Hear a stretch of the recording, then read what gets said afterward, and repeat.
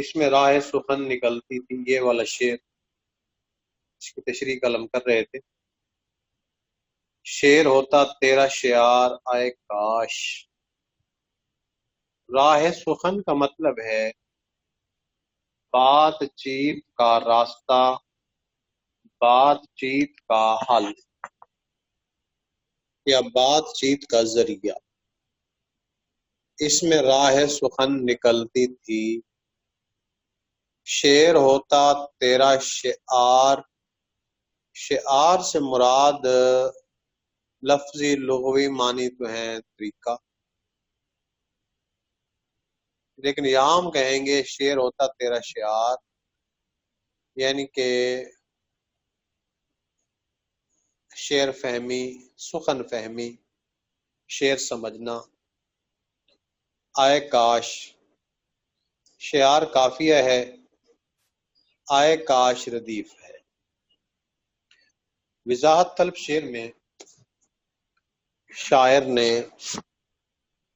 میر تقی میر نے گلہ کیا ہے، شکوہ کیا ہے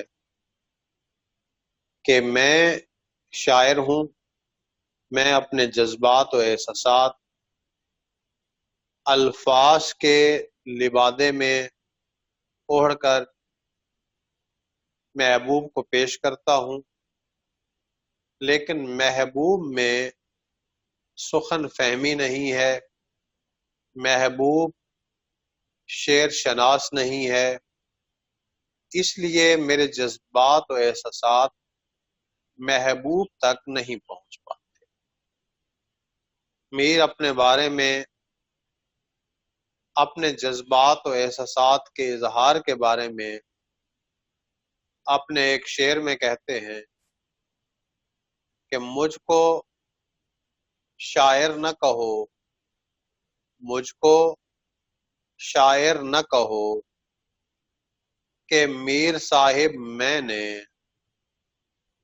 مجھ کو شاعر نہ کہو کہ میر صاحب میں نے، درد و غم کتنے، درد و غم کتنے کیے جمع تو دیوان کیا، کہ میں نے اپنے درد دکھ درد غم سبھی الفاظ کے لبادے میں لپیٹے اور میں نے انہیں اشعار کی شکل دے دی۔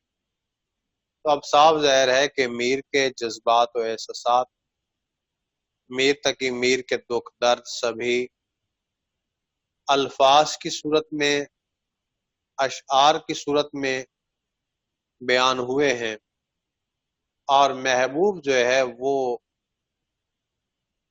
اشعار سمجھنے سے، شعر سمجھنے سے قاصر ہے، یعنی کہ محبوب میں شعری ذوق نہ ہونے کے برابر ہے۔ احمد فراز نے کہا تھا، ستم تو یہ ہے کہ ظالم سخن شناس نہیں، ستم تو یہ ہے کہ ظالم سخن شناس نہیں۔ دوسرا مصرع ہے، وہ ایک شخص جو شاعر بنا گیا مجھے، وہ ایک شخص جو شاعر بنا گیا مجھے۔ اب میر بھی اپنی دل کی بات، اپنے خیالات، اپنے جذبات،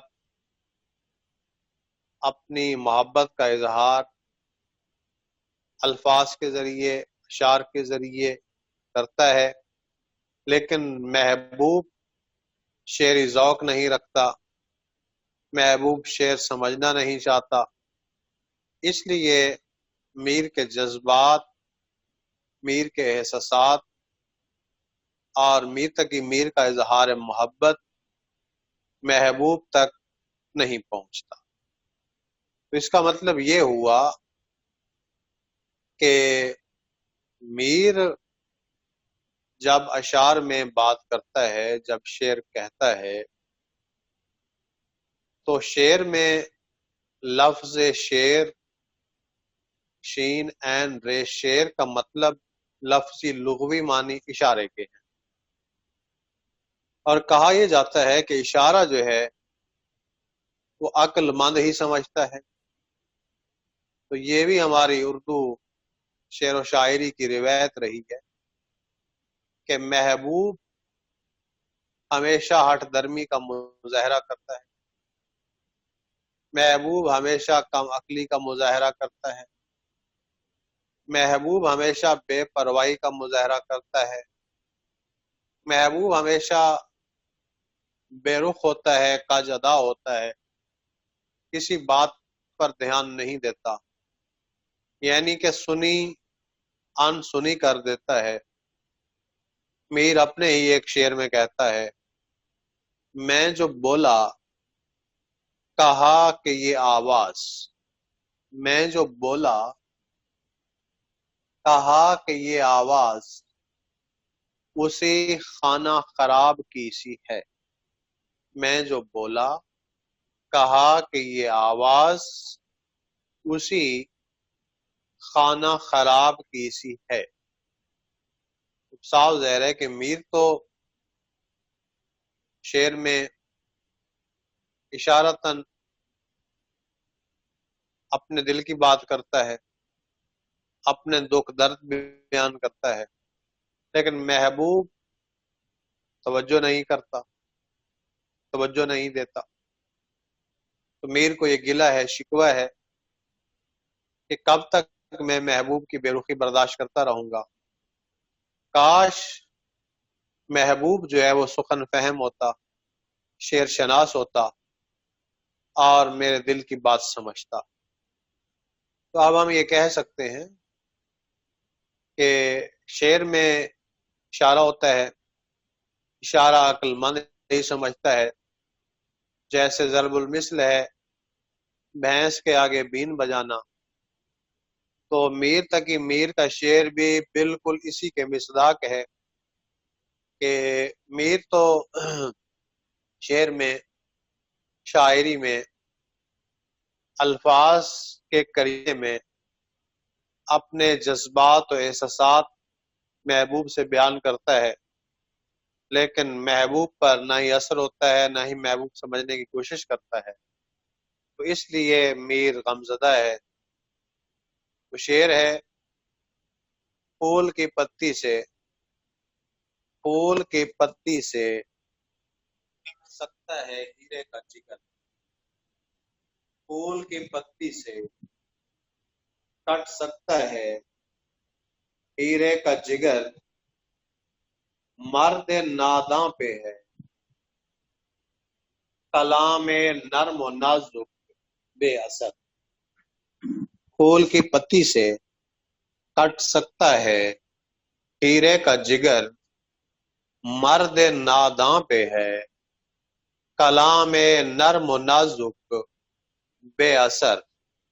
تو مختصر میر اداس ہے، پریشان ہے، شکوہ کہنا ہے، گلہ کرتا ہے، شکایت کرتا ہے کہ میں شاعر ہوں اور میں اپنے تمام جذبات احساسات اشعار کے لبادے میں پیش کرتا ہوں، لیکن محبوب میرے الفاظ پر، میرے اشعار پر کان نہیں دھرتا، کیونکہ محبوب میں سخن فہمی، شعر فہمی ہی نہیں ہے۔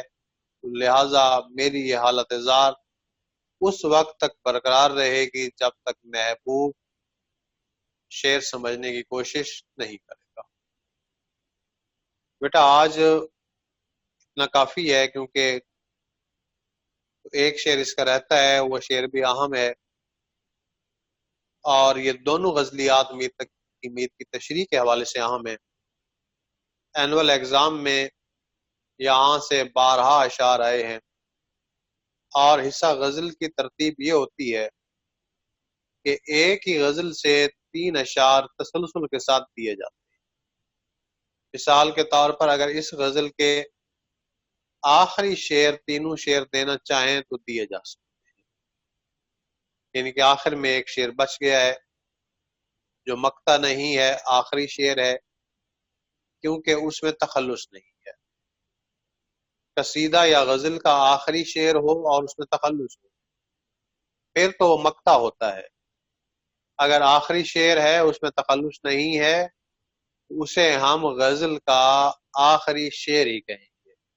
اور یہ ایم سی کیوز بھی لاسٹ ٹائم میں انہوں نے بورڈ کے پیپر میں ڈی جی خان بورڈ میں آیا تھا کہ قصیدہ یا غزل کا آخری شعر تخلص نہ ہو تو کہلاتا ہے آخری شعر کہلاتا ہے، وہ مقطع نہیں کہلاتا. یا کوئی اور شعر وہ ہم نہیں کہہ سکتے، غزل کا آخری شعر ہی ہم اسے کہیں گے.